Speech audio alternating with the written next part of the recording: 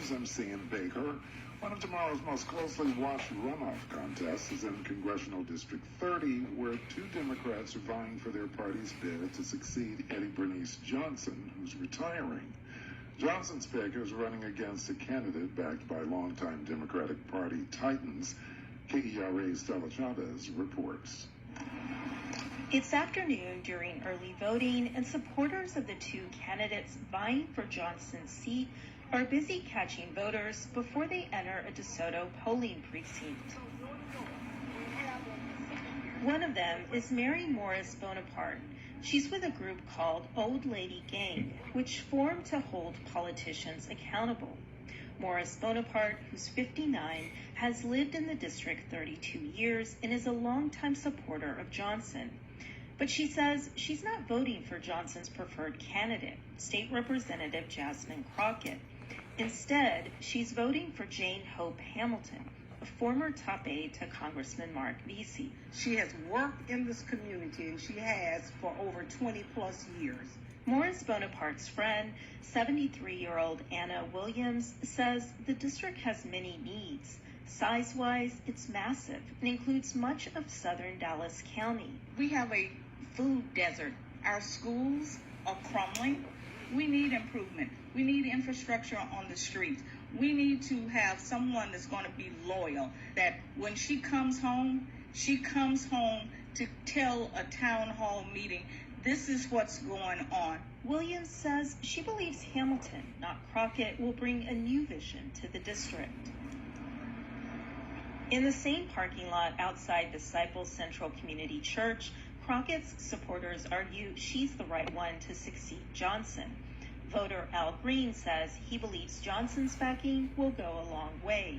With all those contacts and all that seniority that she have, she could easily help usher Jasmine Crockett through where she's able to not only making the right decisions for Congressional 30, but the United States, because that's what this is about. Political observers say whoever ends up winning at the ballot box will lead a district that's experienced a lot of change. The once predominantly black district now includes more Latinos. When you look at just the population, right, they're actually equal. They're both about 42%.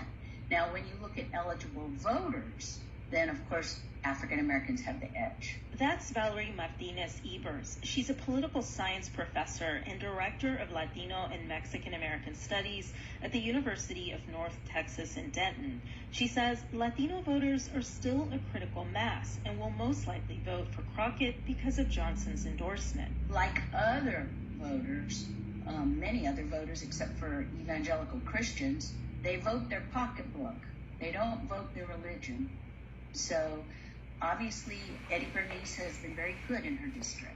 She served long enough that she brought home the bacon for a lot of projects. Martinez-Ebers says Johnson has a good rapport with Latinos in the community, which is something her successor will need to have as well. For longtime political observer Ed Gray, the emphasis on which candidate has received which endorsements has overshadowed other topics. With gasoline being what it is today, $4.35, and it's projected, some people project it to be at $6. How's that going to affect the people in U.S. Congressional District 30? It's not being addressed. Inflation, it's not being addressed. The search for endorsements seems to be what's being addressed. Gray says he hopes candidates in future elections get beyond talking about endorsements and focus more on the issues that matter to voters. I'm Stella Chavez in Dallas.